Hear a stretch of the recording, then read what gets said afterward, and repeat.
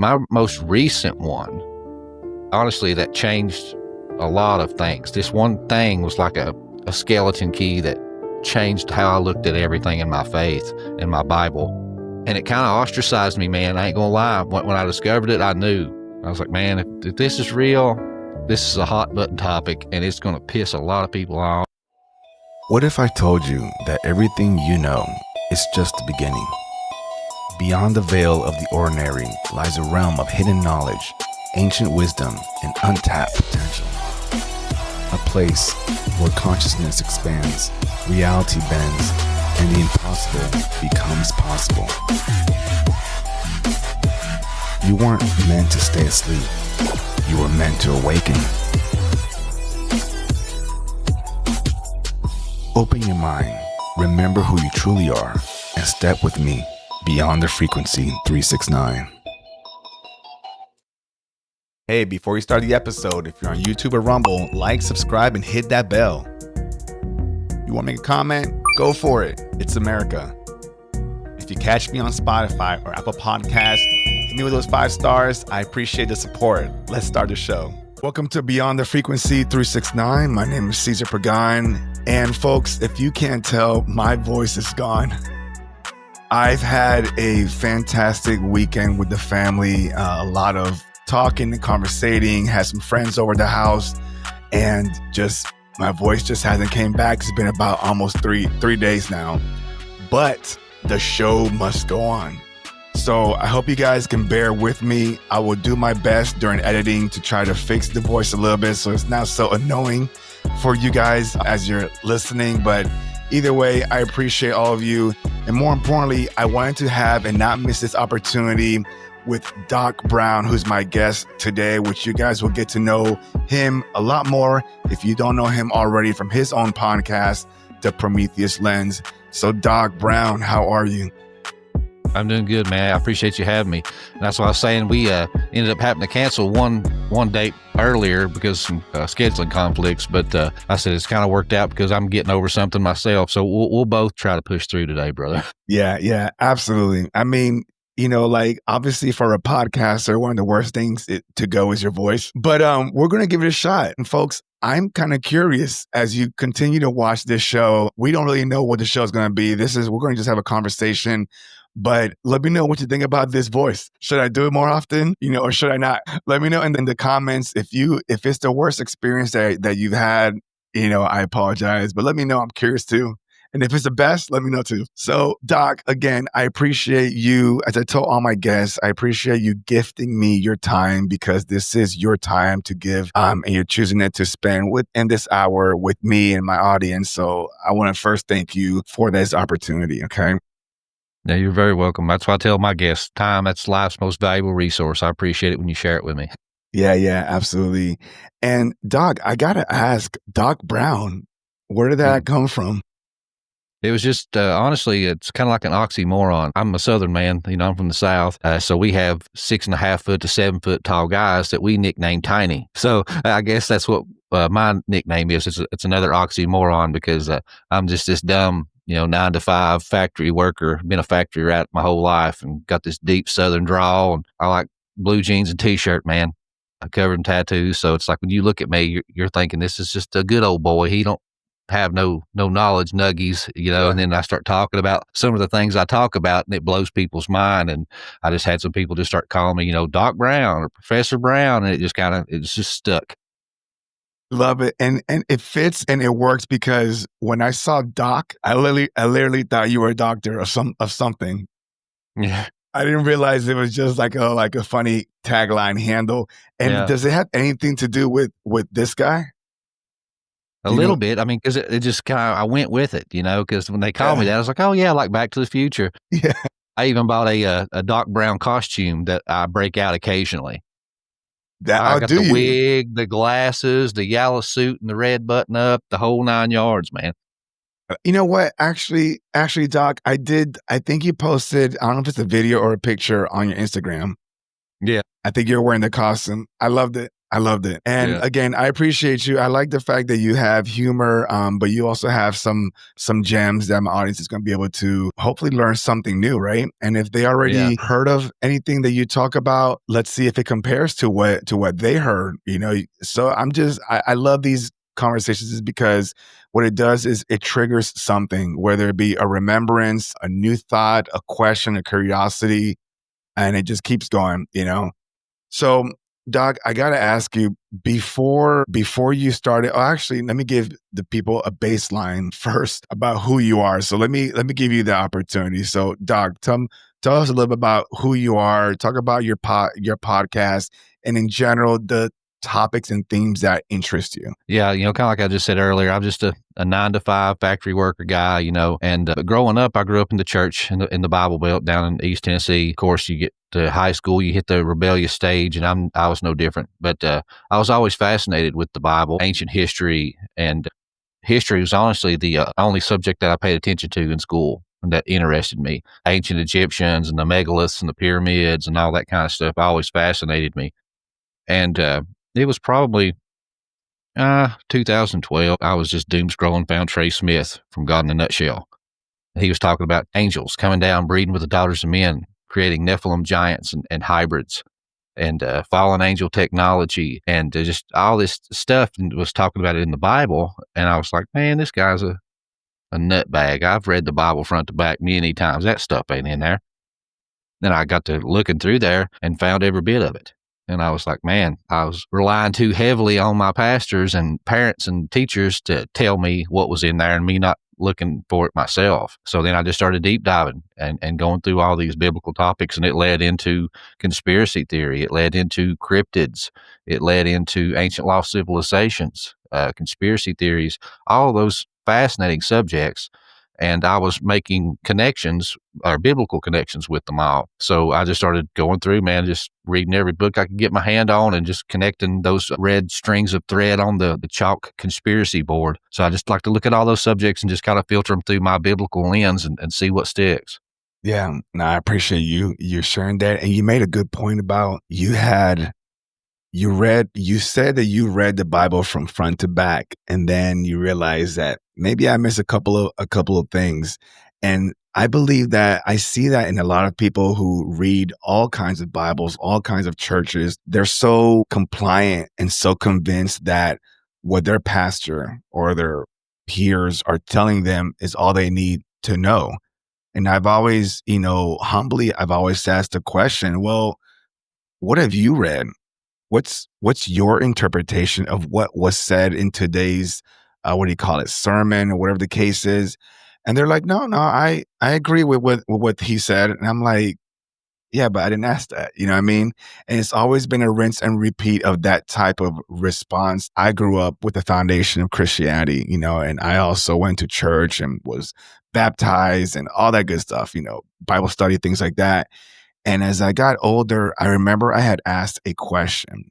The pastor was talking to something about Jesus left at 12 years old, and then he came back around 30 years old on the back of a donkey and things like that. And I asked the question. I said, "Well, where did he go from 12 to 30?" I didn't. I raised my hand, and he's just like, "Don't worry about it. Just keep going with the story." And I asked twice, and it became a disturbance that I was asking this question. Eventually, not that I was kicked out, but I felt like I wasn't really belonging there anymore. And that was one of those catalysts for me to just say, yeah, they're not telling me everything. And just like you, I started then looking into other esoteric teachings and writings I didn't even know existed. And then I came across my path. So from everything that you've researched and read, Doc, you mentioned the red line or the red thread for conspiracy. Are you finding any common truth through all the stories and all the knowledge that you've kind of gathered? Is there one solid common truth that you found? With me, like there's several different things. Like I know we were talking a little bit pre-roll, but like for instance, there's certain things that are culture blind. They're time blind. It doesn't matter what time you go to or what culture or what part of the world you go to, you have common threads. And a lot of people want to strike some of these things up as myth or lore. And I'm the type of person, I'm like, okay, well, you call this a myth or you call this a lore. Well, why was this myth or lore preserved through thousands of years? And every different type of tongue, nation, creed, religion, people group share this common thread. There must be something to it. Yeah. There must be a common thread. I mean, even if there's just a kernel of truth in that story, there's something there, or it wouldn't have transgressed time and culture like it has. And some of those are like giants. There was giants on the earth in those days. No matter what culture you go to, what time you go to, everybody's got stories of giants. Everybody, yeah. Doesn't matter where you go, every culture has a creation story, and it usually involves order from chaos. And there's usually a chaos dragon or a serpent and some waters. Doesn't matter where you go, you have a great flood. There's a scar in the memory of man of a great cataclysm that wiped everybody out. That's universal. So there's just certain things that I do find that it doesn't matter where you go. I mean, you find it. What's the most fascinating discovery from your research that has really blown you back? Like, wow, that happened or that existed? Probably, like I would say, to start with, was giants. Because when I first heard about giants, I was like, no, that ain't real. That's fairy tale. That's, Jack and the Beanstalk fairy tale crap, man. And then I got to look through the Bible, and it's all through the Bible. And it talks about the angels came down and bred with daughters of men and made these Nephilim giants. And well, then you go to the Greeks. Well, what do they say? They say that the gods came down and bred with human women and made demigods like Hercules, and they were the mighty men of old. That common theme just goes everywhere. That really blew my mind, and that really fascinated me. So then I started to get into the Smithsonian and the elongated skulls and how you're finding those all over the world. There's just been lots of little paradigm shift moments that I've had throughout this journey and studying things out. But my most recent one, honestly, that changed a lot of things. This one thing was like a skeleton key that changed how I looked at everything in my faith and my Bible. And it kind of ostracized me, man. I ain't gonna lie. When I discovered it, I knew. I was like, man, if this is real, this is a hot button topic, and it's going to piss a lot of people off, and I'm going to be labeled a heretic, but I want truth, man. It doesn't matter where it comes from. Truth is truth. And I think everybody has pieces of the puzzle. That's why we had to have these conversations and exchange our puzzle pieces with each other and get a better view of what we call life in this world. I love that. And yeah, man. But honestly, when I wrote this book, the Epic of Esau, Birthright and Seed War, I ventured off into serpent seed theory. And once I started looking into that, that's the only thing that makes sense to me from what happened in the Garden of Eden. Is this serpent seed theory what you're talking about that really switched things for you? Yeah. Okay, let's go straight into that. Let's talk about that. I'm curious. Yeah. Well, see, growing up, in the Bible, you hear in Genesis that God made Adam and Eve, and they were told they could partake of all the trees in Eden, but this one tree they could not partake of. And growing up, I was taught that Eve went to this tree of knowledge of good and evil and took an apple and bit into this apple and then give it to Adam, and Adam bit into it, and suddenly they knew they were naked and they were kicked out of the garden of God. And I was like, okay. So once again, like I said, once I started going through and reading it for myself, I was like, there is no apple in this story. Where is this apple? There is no apple. It's an allegory. We were lied to. You know what I mean? And so I was like, okay, well, maybe that was just a little innocent little thing they threw into the story, and it was a misconception. Mandela effect, So I kept reading, and I just had just a lot of questions, to say the least. But I had a woman on my show. Her name was Dr. Joy Pugh, and she's from Georgia. So she's a Southern woman. So she talks in Southern lingo, I guess. So I guess it worked well, and I accepted it and listened. But she started talking about serpent seed theory on one of our shows. And I'm not going to lie, I was just like, man, here we go. It's going to be another one. It's going to be a crazy conversation, because I had listened to scholars and people that I highly respected, and I was guilty of doing that same thing that I'd done earlier, just taking what the other people say is what it is and not look at it myself. So I had all these scholars saying that the serpent seed theory held no water. There was nothing to it. Don't even look into it. Don't waste your time. So, but once she started talking to me, man, she started making so much more sense. And she told me, she said, okay, put yourself in this situation. She said, you got to put yourself in the mindset of the people of the time that the book was written and who it was written to. You can take your modern conceptions and place it on anything and bend it to make it be what you want it to be, but that doesn't make it what it was meant to be. When you're saying the book, we're talking about the Bible, right? Yeah, like the book of Genesis, yeah. Gotcha. Okay. All right. I'm following. So she said, they partook of this tree and they were kicked out of the garden. She said, well, let's look at that event. She said, they partook of the tree and she said, and they ate. And she said, that Hebrew word, she said, can be translated to ate, but many, many times that very same Hebrew word is translated to enjoys in the very same book. She said, and it also has the times that it is used, it has a sexual connotation to it. And she said, so she partook of this tree and she enjoyed. And then she went to her husband and he too enjoyed. So they had sex? So she went to, yes. So this tree is allegorically the adversary, the Hasatan, the Nakash. Mm. And in Hebrew, that word Nakash can mean serpent, but it can also mean the shining one or the one who practices divination. So she said, look, we got to look at the after effects of this. She said, what happens? She said, what's the first thing they do after partaking of this tree and enjoying? She said, they covered their private parts. She said, as a kid, she said, I wasn't allowed to have cookies before supper.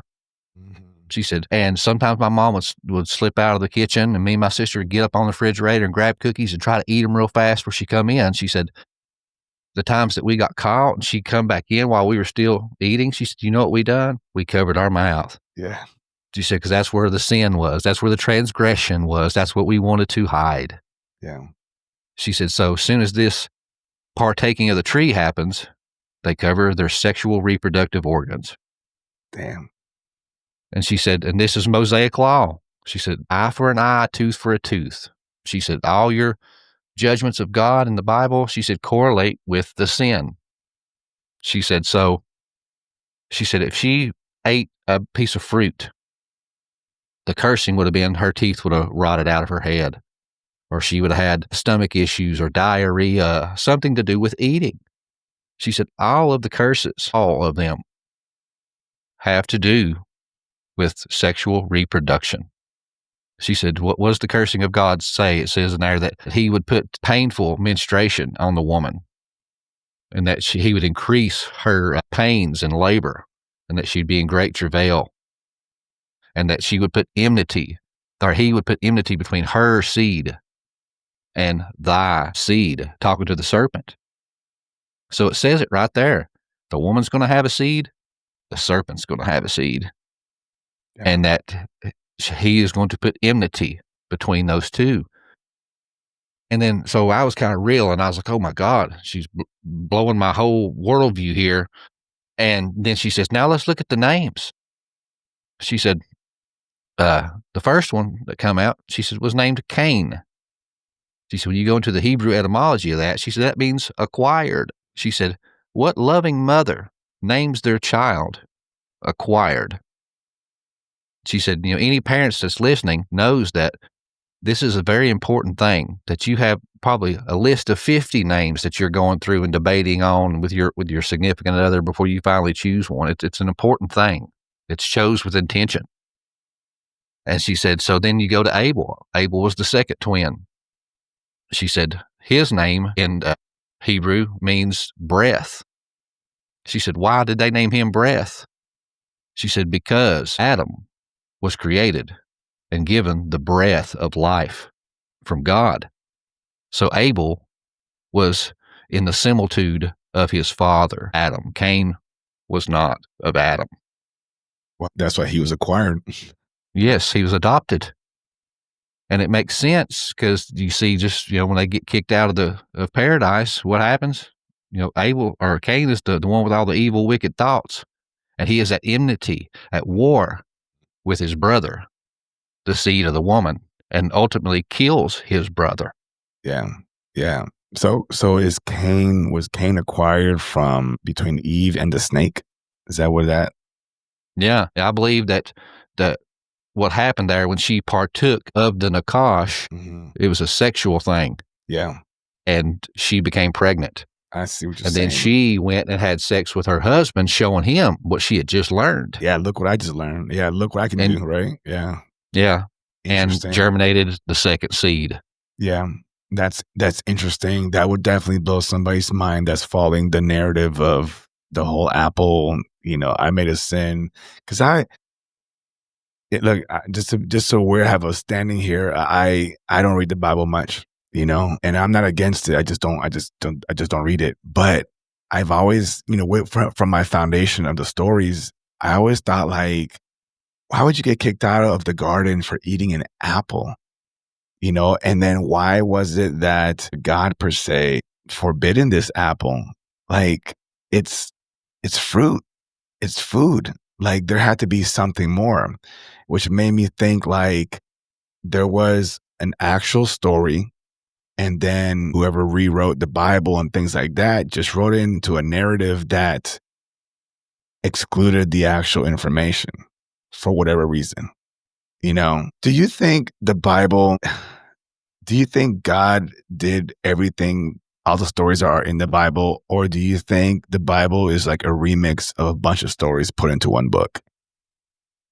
Your thoughts? It's hard telling, but I know a lot of Christians, they take the viewpoint that, the Bible is the divine inspired word of God. It's never been changed, and it's been preserved and perfect and all this.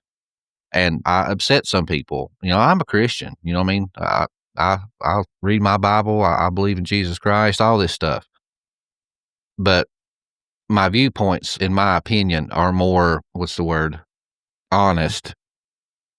Because I'm a skeptic. I might as well be from Missouri, which I'm not, because that's the show me state. That's how I am. It's like, show me the proof, show me the evidence, and I'll follow it and see where it leads. But for us to say that this thing was in its own little box, uninfluenced by the people around them and the cultures around them, I think is pretty naive. Yeah. And that's why we see so many similarities. These were people. Do I believe the Bible is the divine inspired word of God? I do. But God chose humanity as the conduit to write these stories down and to do these things. And mankind is proven time and time again. We change things. We screw things up. We throw in our own theology and what we think is right. And that muddies the water sometimes. And I tell people, like, a lot of the stuff that I look at, it has nothing to do with your faith or your salvation. So all the subjects I like looking into, it's just extra, because I'm a curious person. And I tell people, yeah, there's some ambiguous stuff in the Bible, and there's some stuff makes me scratch my head and make me think there was some alterations and stuff done. But I will say this. I think the main thread line, the main story, the backbone of it has been preserved and left intact by God. And what I mean by that is the overall arching story of creation, the fall, redemption through Christ, and returning back to the Father in a Garden of Eden style atmosphere. That, to me, that's the overall arching story of the Bible.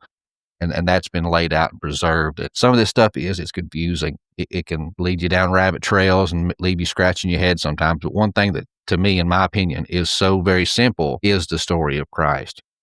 Salvation, redemption, and forgiveness and all that, because I think that was made so simple that a child could understand it. And I think there was some intentionality there.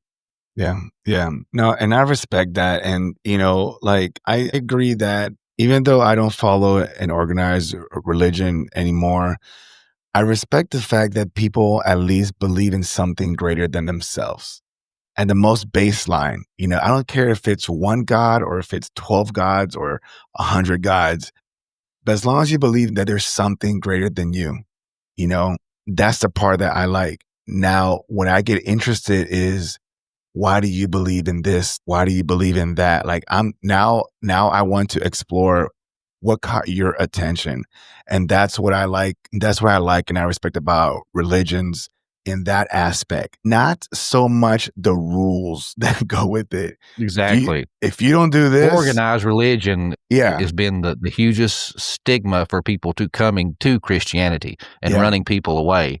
yeah. But once again, that's humanity screwing things up like we naturally do. Yeah, yeah, exactly. Because you have to do this. If you don't follow these rules, you're going to hell. If you don't follow these rules, we're going to kill you. If you don't follow these rules, you're going to be kicked out and you're going to be alone. It's like, wow, what? And that part, there's so many people that are okay with that. Like they're compliant. They're like, yeah, that's just the way it is. But why? That's how they were raised, just like Because the they were teachings with raised. me. Yeah. That's what they were told from the day they were little, Yeah. and that's what their pastor and their aunt and uncle and everybody around them told them this is how it is, and so that's what they believe what it is. They've not actually ventured out of that squared-in fence of the pasture. It's like they're that sheep in that little square box, and yeah, they're protected, they're fed, they're watered, but man, they ain't living, they're surviving. You need to get out of that fence and go off on your hero's journey, man, and form your relationship with the Creator. That's what He wants you to do. And you, like many other guests, but you in this case are a great example. You just flat out said, I still read my Bible. I still believe in Jesus Christ and all the teachings, but I'm still curious, and that's okay. Yeah. That is okay. And I hope if there's any listeners on my channel or if Doc shares it on his and things like that, like just hear us out on that. My goal, I won't speak on behalf of Doc, but my goal, my intention of this podcast is I have a belief, Doc, or understanding, I should say, that we are more than just the meat suit, right? There's a lot of people that believe that they are humans trying to have a spiritual experience. And I believe it's the other way around. We are spiritual beings having a human experience. I believe we were something else before we became mortal. And then this body is temporary. It's not eternal. So to tell me that our existence is just from the time that we go wah, to the time we just lose our last breath, I don't accept that, So we're something. So not to get too off on track on that, but Doc. Well, just to touch on this one point, though, because I love that, and I just want to add to your thought there. Please. There was a guy that I can't remember his name now because I watch so much videos and read so much now. Everything kind of blurs in together. So if whoever said this said it, and I don't remember your name, I apologize. But he was talking about the same thing you were talking about. But he said, basically, you are the ghost in the machine. And he said, you drive a car back and forth to work.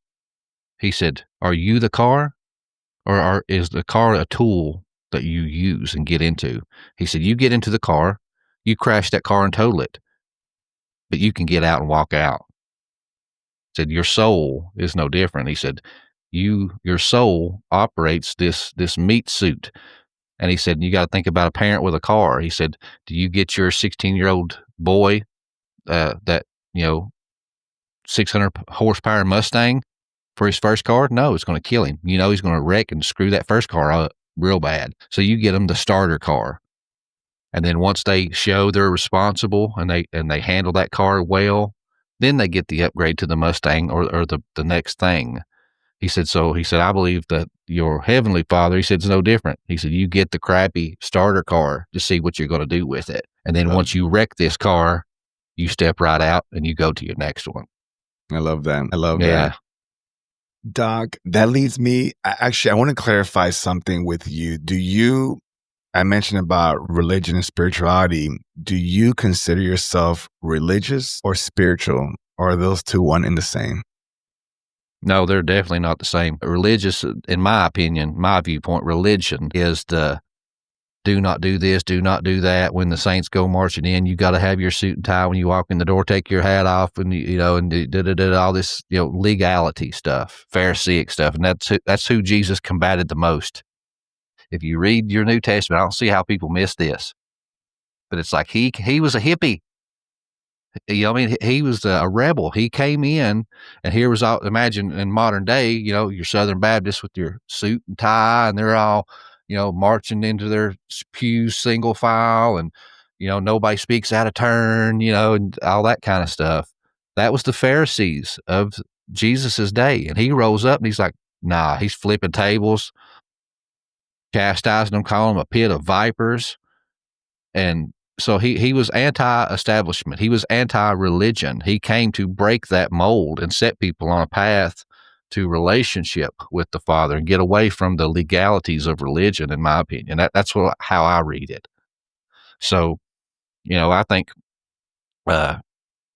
my perception, the spiritual part of it, I would just translate that to relationship. Personal relationship. I mean, they're the same thing. I guess it's just tomato, what I would call it. Yeah, no, I appreciate you sharing that. I'm always curious about, how people view those two terms. It's like another term that I like to, get people to think about is the term reincarnation and incarnation. Some people were like, incarnation, I never heard of that. I've heard of reincarnation when we're talking about scripture and everything. Have you heard those two terms and what the difference are? Do you only know one of them more than the other? I'm just curious. I know, like, when they talk about, Christ, he was, God incarnate. So God in the flesh. Okay. So I would assume maybe that's just the first inception versus the second. Yeah. Am I close? Yeah, I think you are. There's my understanding of it is reincarnation is when you come back into in this case the same body, which in this case that's what Jesus did in the story, right? He reincarnated. He died and then he reincarnated back into his body, and then he went back up or something like that. Where incarnate or incarnation is when if let's say you transfer your consciousness into my body. You incarnate yourself into a different body. That's incarnating. Reincarnating means that your consciousness or whatever it is that you are, your soul leaves your body and reincarnates back into into the same vessel. Does that make sense? Yeah. I see what you're saying. So because as I told you offline, I read a lot of Egyptian, I'm in that realm and everything, and a lot of the Egyptian texts, Atlanteans, Lemurians, Sumerians, like deities, they would have this place called the Halls of Amenti, which is underneath the Pyramid of Giza in one of their chambers. And they had these, what some would call like a cryogenics chambers, if you will. But it's basically where they would take their bodies in there and they would, while their bodies are being healed or rejuvenated, they would incarnate their consciousness into another body. And then continue to live. Now, all of their people, all of their followers and things like that, they would know that that's, their boss. But this is why a lot of these in the Sumerians kings list, this is why there's a lot of these rulers who lived for thousands of years, 36,000 years ruling, for one area, for one lifetime, I guess. And a lot of ancient stories would talk about these deities extending their lives in that fashion and then walking among men, but not being one of them, which also sounds something like some kind of scripture, correct me if I'm wrong, that somewhere in the Bible, I know it says something like that, where Jesus kind of said something along those lines, that he was walking among men, but not like them or something like that. I could be wrong. Maybe I misread that. Be in this world, but not of this world. Yeah. That sounds similar too. Yeah, that sounds similar too. So interesting. Doc, what is I think I read somewhere as I was kind of reading your bio that you were really honed down into the whole church and Bible, and then you left and then you came back. So when you left, what does that mean? Like you just said, I'm atheist type deal, or I'm taking a break? What? No, it was just, I never stopped believing that there was a God. It was just, I went to the point where, hey, I'm young. There's plenty of time for me to do what I need to do. So I'm going to be doing me right now. So I just I quit going to church and I just started partying really hard and running around with the wrong crowds, in and out of jail and that kind of thing. And it wasn't too early to mid 20s that I started distancing myself from the drugs and all the wild party atmosphere and stuff like that, and started inching back into the church. And I got back in church and started reading the Bible again and got really into this stuff. And then, like I said, around 2012, that's when I started finding all this other quote unquote weird stuff in the Bible. And then that really fascinated me. And kind of like your experience, once I started talking to like my pastors and some of the people that I went to church with and was friends with about this stuff, they were the paradigm busters have two effects. They either have fight or flight. And there's a few people that can have their paradigm busted and pick the pieces back up and reassemble it and keep going. But most people, it's like, no, that's too much work. They will fight you to keep from you busting their paradigm, or just walk away from you and exclude you and fly away. And I was experiencing that. Everybody I was talking to about, the giants and all the stuff in the Bible that was quote unquote weird, they would just telling me that I was looking into dark things, or you're looking in that book of Enoch, that's of the devil.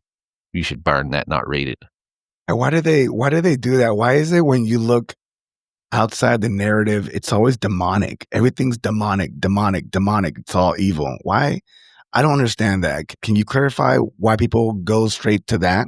Honestly, I think it's just, and don't get me wrong, some of it is, but not all of it. And that's the thing I think a lot of Christians like to do. They like to throw this huge blanket over everything. That if it's not in our 66 book, it's of the devil, don't read it. And I'm totally against that.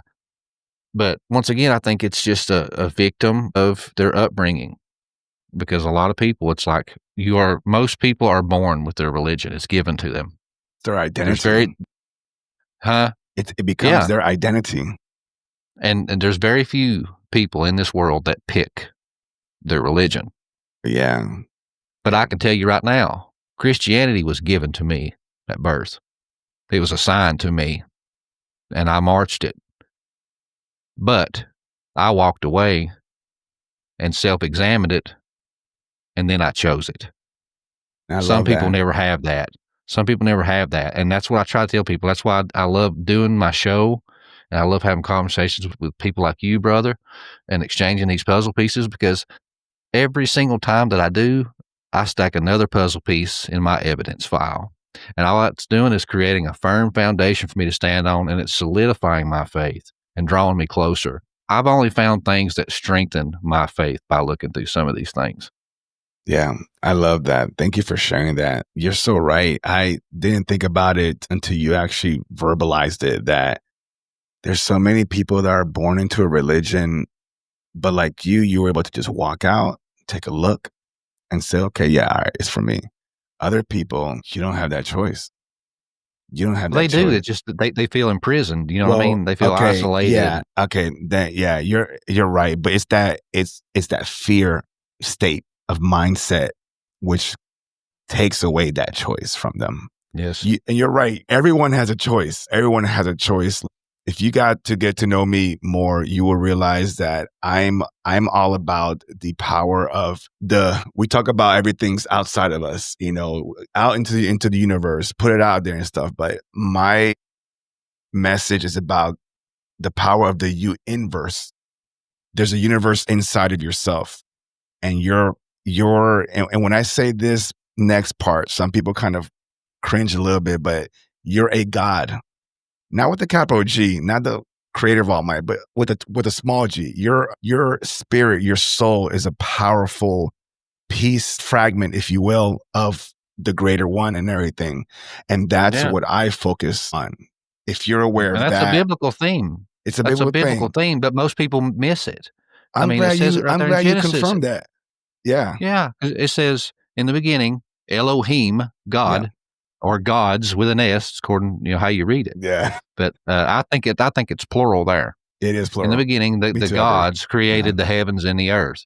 But the God, in my opinion, Yahweh, says, let us make man in our image. And a lot of Christians want to say, that's a Trinity. He's talking to the Trinity. I'm like, so what? He's an egotistical maniac that talks to himself in the third person? Well, self, let's make some more selves like ourselves. What do you think, self? Yeah, self? Yeah, you down, self? Okay, let's do that. Us selves are going to do that. I No, love that. I love that was that. the divine counsel. And when he Yeah. created man, what does it say? It was a lifeless body, meat suit, until when he Breathe breath into of it. life into him. He gave a piece of himself to us. So we are all droplets of water from the ocean of the oneness of God. Right, And what does every river do? Every river flows back to its source. I And that's what we're love trying that. to do. Shit, I love that. Yeah, dude, I love that. It's like taking a cup at the ocean, and then you're like, you're that piece of water in the cup. Are you just that cup of water, or are you still part of the whole entire thing? It's still part of it, I'm just glad. Maybe I just haven't had a guest yet that's reads the Bible like you and still in it to even say or agree what I just said, because I may not say exactly the way you say and vice versa, but we agree that the concept is We have there in that there. common thread. The common thread. That's all we care about. That's all we care about. And having, like a Star Trek explorer, I'm not out there exploring in the cosmos, but through podcasting, you and I are exploring through conversation. Mm-hmm. We're meeting new life and people and cultures, and their experiences and how they do things, because we're all having this experience, and the confusion is, but why are we having such a different experience if we're all doing the same thing, or we're supposed to be? Let me ask you this. Let me poke at something, and with all respect, we're just having a conversation here regarding Jesus. I don't know if there's a confusion, but the name Yeshua and then there's Jesus in the Bible, and they're person.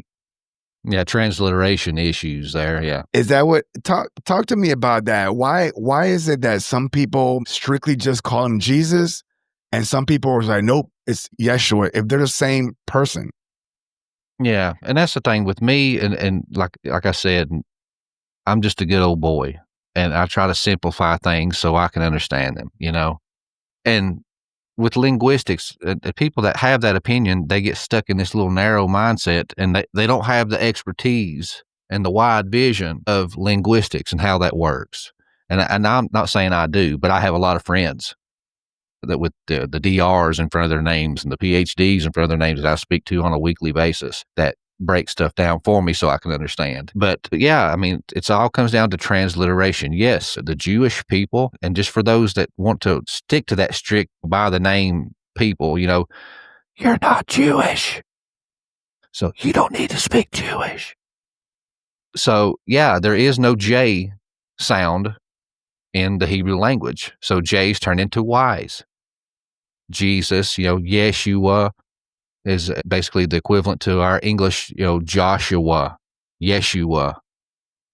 And when it went into the English language, they picked up the J sound because that's how we say it. And same thing with people like in Norway. I got a friend I recently made.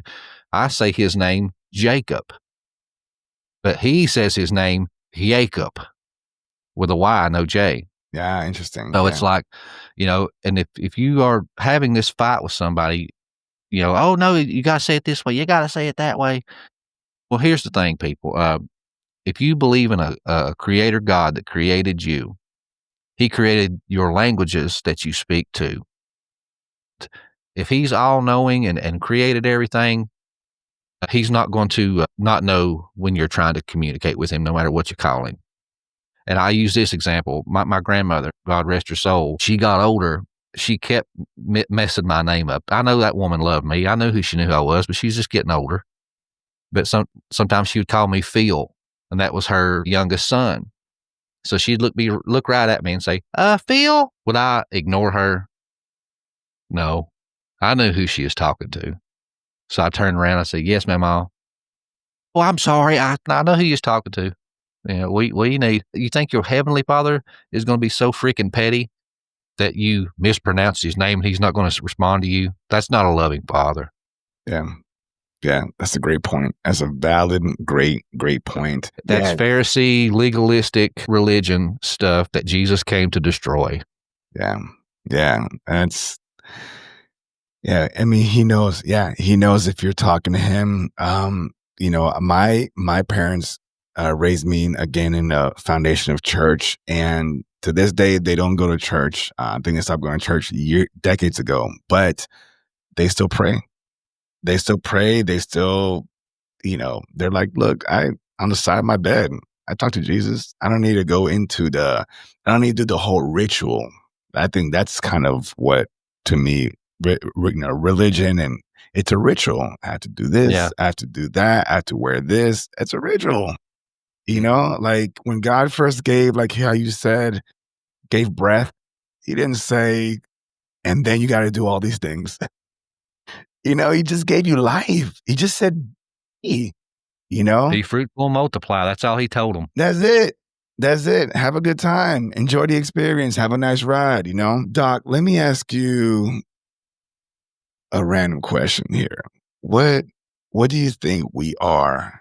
Where do you think we come from? If you and I agree that the meat suit's temporary, what are we? In your thoughts? Well, honestly, the way I see it is we are, essentially water droplets from the ocean of God. We're pieces of God. So, even in the Old Testament Bible, it said that Adam was a B'nai Ha Elohim, a son of God. And that was a divine name. Anytime that phrase was used, it was talking about divine beings. Yeah. Yeah. But they fell from Eden and that's how we got these meat suits. Yeah. And that our ultimate destiny is to get back to the Garden of Eden the way it was originally intended. Like that you mentioned that, and this is why we're having this conversation, because we agree with a lot of things, but there's always different perspectives. So as I study the Egyptian culture, they, there's stories of the Anunnaki and things like that. I don't know if you heard those terms, but they mention that the Eden supposedly was in a location called Adam's Calendar in Africa. And people can Google this, or maybe during the video, I'll just put up a photo of it and stuff. But Adam's Calendar in our historical mainstream history is the first gold mine, the first recorded actual gold mine. And there's still remnants of this compound in a circle and everything. And it was a compound and where, the garden was there and people were mining, and a lot of the children from Adam and Eve, according to these Egyptian stories, were in that compound. And when they were when they were from the garden, they left that compound, and everything out there was humanity and other things. So it's just giants and Elohim. You mentioned it's also a plural translation. So do you believe that there were more than one God at one point, and then we turned into monotheism? Yeah, I mean, if you look at the from the Christian or the Jewish, perspective, everybody wants to say, oh, well, they're monotheists. No, I mean, in actuality, they had many gods, but they occasionally turned monotheistic. But then they would go back to the many gods. They kind of seesaw back and forth. And I think, when it talks about the Elohim in Genesis, that was the divine council. They are, like you had mentioned, lowercase g gods. But I take the opinion that they were created beings. Yes. So God doesn't need these other helpers, but it's kind of like he wanted a family. He wanted to be just and share the rule and create a family, and created these Elohim. And then they started working together to create the universe and earth. And that's when they said, let us make man in our image. But according to Genesis 6, it says that in the book of Enoch, it says that these Elohim, that they were the watchers. They watched over humanity and made sure that they, got everything they needed and was on course and doing what they needed to do. They were like the big brother. And that's how I look at it. Yeah. The angelic race is our elder brother. We are the younger brother. And that's a theme you see throughout the Bible. That's that red common theme thread through the Bible and through the stories. And they looked upon the women and seen us, their little brothers, partaking in sex and marriage and offspring. And they couldn't do that. And they wanted that. So it says that they rebelled against heaven, that they went down and took wives amongst the women who they chose and bred with them and delivered the Nephilim, the mighty men of old, the giants and these demigods from the Greek mythologies and stuff. And that's how that all got started. So the way I look at it is when we hear about the Anunnaki and the Sumerian kings and all this stuff, these are the god kings that came down and rebelled. And God let them have a season. But it says that it got so wicked that they were sinning against the birds and beasts of the air. So whether that was sexual or DNA manipulation, and then it says that their hearts turned evil and the wicked was on their hearts and minds continually, and that the fallen angels gave them forbidden knowledge and the 7 sacred sciences, and they perverted them and used them for evil gain, and that the gene pool had become so corrupted that Noah was the only tamim in Hebrew, righteous, and what that word's always associated with the sacrificial system. So the lambs that were without blemish and all these sacrificial animals and birds and stuff, they always said that they were tamim. It means they were pure in their blood. So that's what it says about Noah. It says Noah was the only righteous one left in our English. But when you go to the Hebrew, it says he was the only tamim one left. He was the only bloodline on earth that was not corrupted by these lowercase g God fallen angels. Which is crazy. Yeah, so to preserve. He's the only one? Yeah. And so to preserve God's perfect creation, he brought the floods and drowned the Nephilim and basically hit the reset button. But according to the legends and lore, he didn't purposefully try to kill them all, because I'm of the opinion that God doesn't fail. So a lot of people want to say, well, if some giants survived, then God failed. Well, no, not if it wasn't his intention. If his intention was just to level the playing fields, that his creation would have a fighting chance, that makes a lot more sense. Yeah, I agree with you. If the creator God intends to do something, he's going to do it. If you have the ability to create all of existence, then how hard is it to wipe out what you created? It's like taking your paper and just putting it into a ball and starting over. I know the Bible depicts that the earth's been destroyed 3 or 4 times or more. I think it's been a lot more than that. I think it's been dozens of times. Just that our history tells us, a certain amount, but I think it's been destroyed numerous times for whatever reasons. So it's I would ask this. So let's say it was destroyed a dozen times. Did God just mess up a dozen times? Did he lose control of his creations so many times? Yeah. Why would, See, I think it's like a thought project, kind of. It's because when I read that, it said that God, was the ruler and overseer of heaven and earth. And then when he created us, it's kind of like we were created as, like the Game of Thrones, you had all those lords. Yeah. Right. Yeah. Well, the lords owned land and looked over certain cities and peoples. Yeah. Well, that's what I think that it talks about when we get into image bearing. It said he made us in his image. I don't think that's so much a physical thing as it is.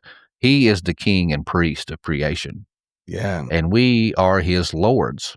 Yeah. He gave us dominion of earth to rule earth as he rules heaven. That's why you have all those prayers, on earth as it is in heaven, because we are supposed to rule earth as God rules heaven. So when people see us, they're supposed to see the creator. Yeah. And so when we're being gluttons and greedy, not loving our fellow man and helping our struggling people and being good lords of what he's entrusted us with, then the world becomes a darker place. And so, in my opinion, it all comes down to image bearing. So he done this, and he's a man, he's a God of his word. So he gave Adam dominion. He gave mankind dominion of earth. So now he has to step back. It's still his, but it's under the rule and subjugation of us. And so he has to sit back and let us do what we choose and see fit. But then these angelic hosts, these watchers, started inserting themselves into the game. Yeah. So then every once in a while, he's like the referee. He comes out on the court and throws a flag. Penalty on the field. You got to go into the timeout box for 1,000 years, bro. Yeah. I love that. I love that. I like how you also touch base on the created in his image, because to that point in Egyptian texts, they talk about that there were multiple deities or fake gods in Mesopotamia, and their head god, the main boss, was Anu. And because all these gods were fighting against each other for resources, which is us human, and territory, he split them all up through Mesopotamia. He said, you take this area, you take this area, and so on and so forth. Then the humans that they had or possessed were created in their image, in each one of these gods, different images. So that way, if let's say like cows and herds, if one got out, you would know that one belongs to that god, because everybody supposedly looked like that person.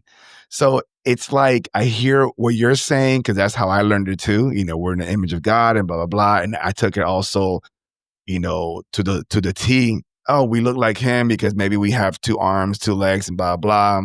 Then I read esoteric, which predates the Bible thousands of years on stones and stuff, but thousands of years, they're telling these stories. So I'm like, chicken or the egg, I'm like, Yeah. And with me, I want to tell you this, because just for you to see it in my view, please, because yeah. I've heard that a lot, and it sounds concrete. I mean, honestly, and I think this is where a lot of Christians, in my opinion, fall short, because they just have their faith. It's blind faith. Well, I can't tell you why I believe what I believe, or I can't show you no evidence to prove what I believe. I just believe it. Yeah. But I'm the show me state guy. I can show you all kinds of stuff to back up the stuff that I believe. I love whether it. Whether I can get you to see it my way, that's a different story. Right. But you even have what you were talking about in those ancient texts in the Bible. And yes, and a lot of non-believers that are combative against Christians will use that, and they'll say, well, this text is thousands of years older than yours, so therefore this one's right. And I'm like, well, and I tell those people, I'm like, okay, I can see what you're saying. I can see your point of view. But now see it this way. Tell me the first of anything that was the best. The first, if that's the case, that was the best.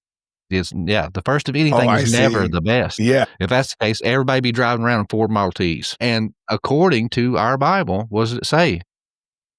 That shortly after Genesis, the fallen angels came down and rebelled against God. And they were cast out of heaven. And they ruled over the nations. So I tell people, of course, you're going to get the fallen angel version first, because they were here first. They rebelled first. Yeah. Yeah. There was something here but before us. Absolutely. Yeah. For sure. And it goes along with the timeline of the Bible. And even what you were saying, how they divided the peoples up. A lot of people missed that. Yeah. But that is the Tower of Babel. Tower of Babel. Yeah. When you go to Deuteronomy 32, that's a retelling of that story. And a lot of people they skip through Deuteronomy because it's a lot of laws and genealogies and it's boring. Yeah. But when you go to verse 32:8, it says that not only was the tongues divided, it says the peoples was divided amongst the sons of God, the B'nai Ha Elohim. There you go. So they were chasing after these lowercase g gods that rebelled and come to earth, and they were giving out all this sacred knowledge and all this technology and doing all this signs and wonders. They were worshiping them like gods. Yeah. And so God said, okay, you want to worship these guys, you want them to rule over you? I'm going to let them, but you're not going to like it. And then right after that event is where he establishes his people. And that's where he calls out Abraham. But he tells Abraham, because he said, Jacob, Israel is my allotted portion. And then he calls out Abraham, but he says, all nations shall be blessed through your name. Because he was talking about the preservation of that pure bloodline to where the Messiah was going to come, conquer those lowercase g gods and take back the nations. So, I mean, it's all in that narrative if you just know where to look. Yeah, that's interesting. See, that's what I enjoy, because we all read different things, we all understand different things, but there's that common thread, Yes, always. And it's just fascinating. What you just said just now, I wasn't aware of some of that, but I was like, okay, oh yeah, I see what's what. I still don't know what to believe. I still have my own understanding and everything, but I love hearing new perspective because it's fascinating. Okay, so here's what I normally do. I like to ask all my guests the same questions. There's no right or wrong. It's just your response. I want to ask you something before I ask you these questions. Okay. What do you think is consciousness? I know that's random. Consciousness. Yeah. I think consciousness is basically the soul syncing up to this computer chip, what we call a brain. And the eyes are a receiver. And the world is nothing but frequency and vibration. And when you tune in there, you're tuning into that station. Boom. And that's consciousness. The soul is the experiencer of this car, and the brain is the computer chip. The eyes are the receiver, and the receiver's tuned to certain frequencies. And I tell people from like a Christian point of view, yeah, demons, lowercase g gods, all kinds of other spiritual entities are all around us. They're probably sitting here watching us talk right now, brother. But they are on a higher or lower frequency, and our eyes ain't tuned to that. And I think that once we were kicked out of the garden, I think one of those wires was, and we were brought down a couple of frequencies, and we couldn't see those realms anymore. Damn, Doc, you. If you guys are listening, you guys should tune into the YouTube episode and watch me. My grin is from ear to ear because to hear a strong Bible believer to even entertain what you just said is a beautiful thing. It is a beautiful thing to hear because it's not saying that you agree. It just says that you are just open. Yes. Have your Bible, go to church, believe in something greater. That's great, but also stay open. Don't be a sheep.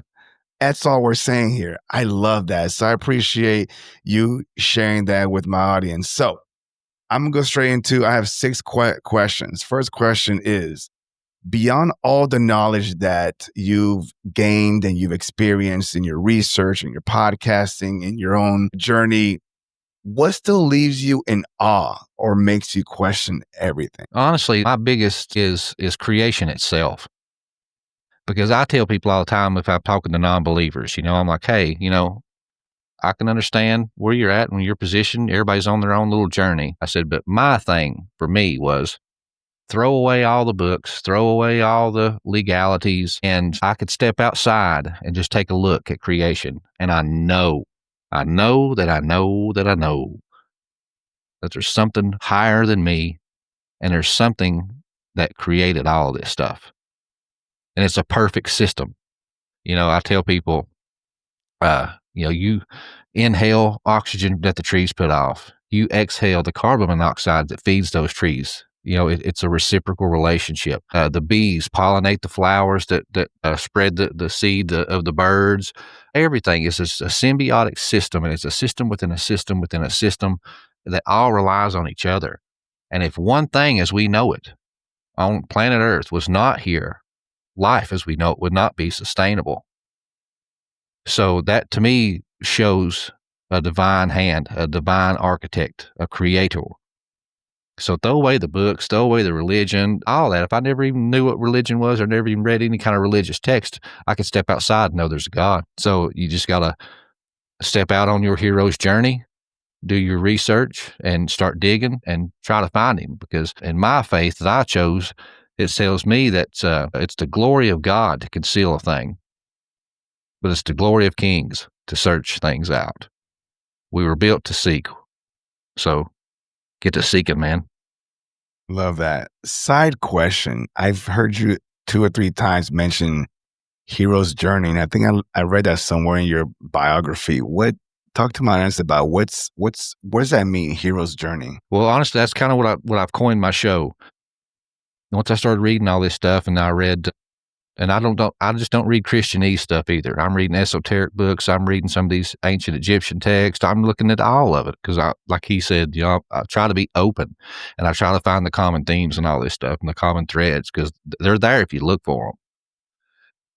Joseph Campbell book, Hero of a Thousand Faces. I read that book and he's not a Christian, but I've seen so many nuggets in there that I could take away for myself and my theology.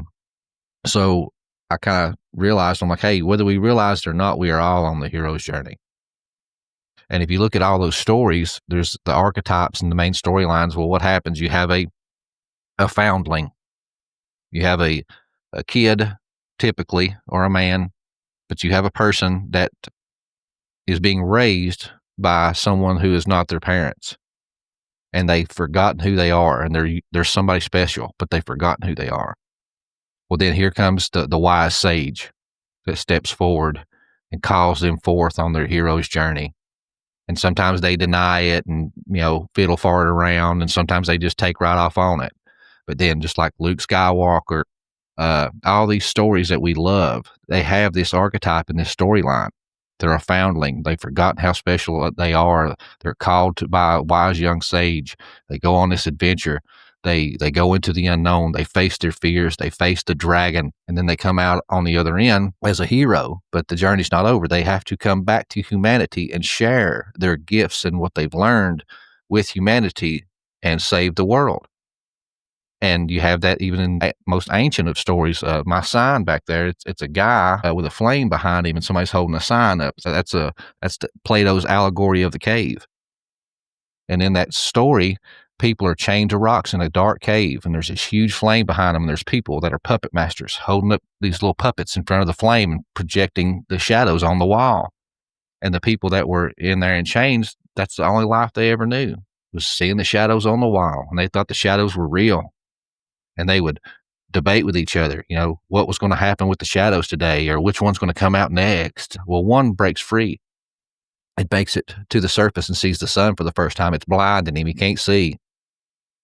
Well, he doesn't run away. He doesn't run back in the cave. He stays there and lets his eyes adjust, and he starts seeing everything, the world for the first time, and that he realized that his entire life was a lie. So instead of just taking off and living his life, he goes back to the cave and sets the other captives free and tells them about this great, beautiful world upstairs, and this place is not real, and the shadows are not real, and they kill him for it, and they never leave the cave. So that's what I tell people.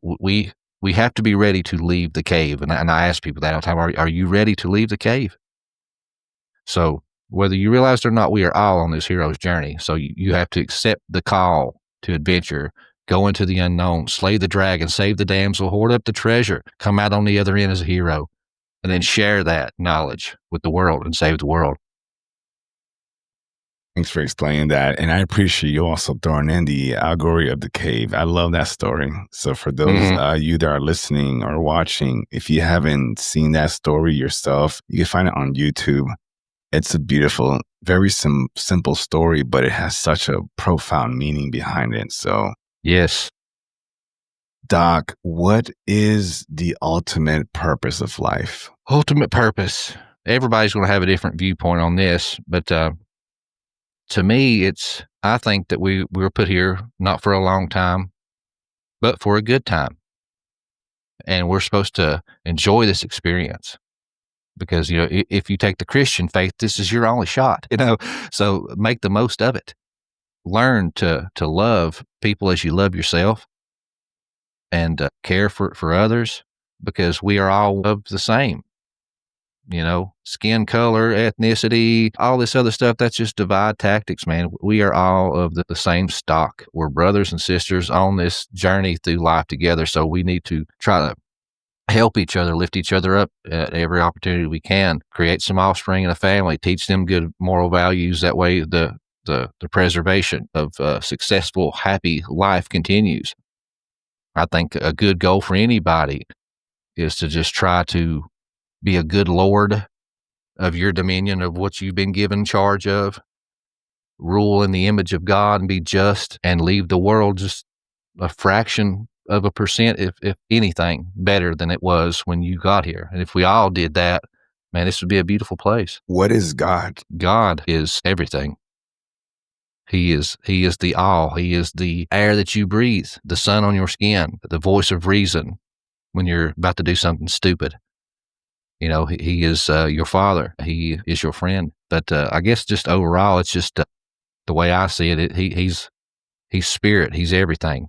But in a dumbed down version that we can understand with our little pea brains, I think father is a really good one, because a good father will create you. He'll clothe you. He will feed you, show you right from wrong. But then he steps back. Jordan Peterson, I love it in his book. He said, leave skateboarding children alone. If you smother your kids and wrap them in knee pads and helmets and styrofoam, and before you ever let them get on the skateboard, and they fall off and they never get hurt, and you're always there watching out for them and not letting them fall and get scraped up, man, they're destined to fail. So a good father has to sit back and watch them make dumb mistakes, watch them fall, scrape their knees, break a few legs, break a few hearts, go to jail time or two, and just be there for them for words of wisdom and dust them off and help them get up. What is love? Love.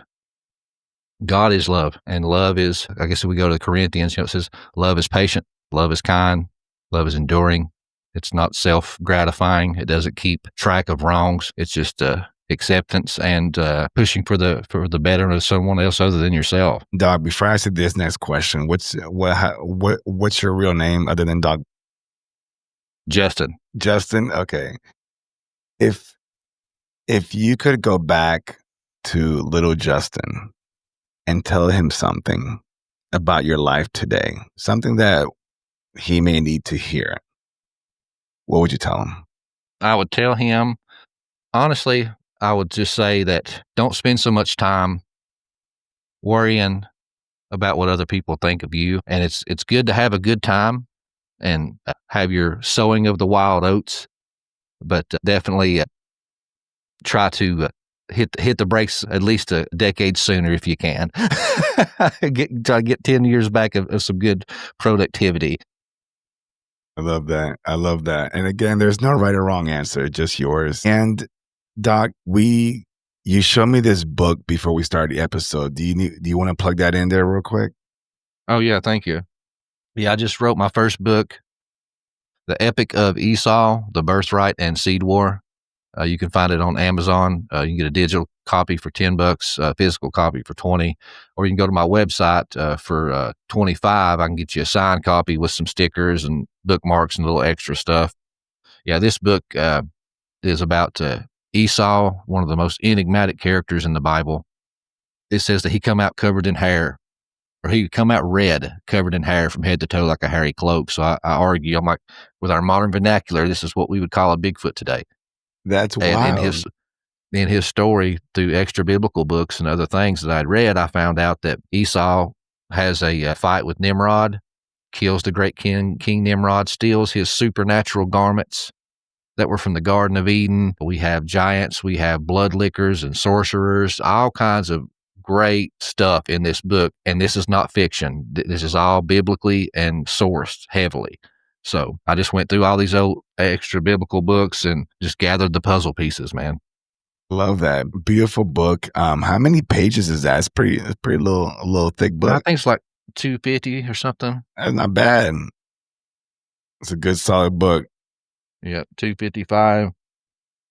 I love it. 15 chapters. Awesome. Yeah. Easy read, folks.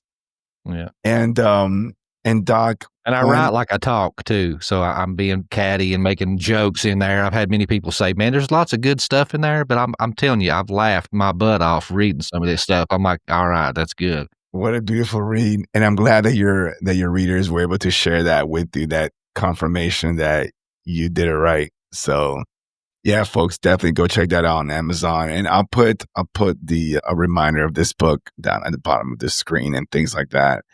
And Doc, what's one last thing piece of advice or words of wisdom or just anything that you want to just throw in for my audience while they're listening right now to you? Yeah. I guess I'll end this how I usually end my shows. I tell people that the difference between the known and the unknown is the journey. So good journey, guys.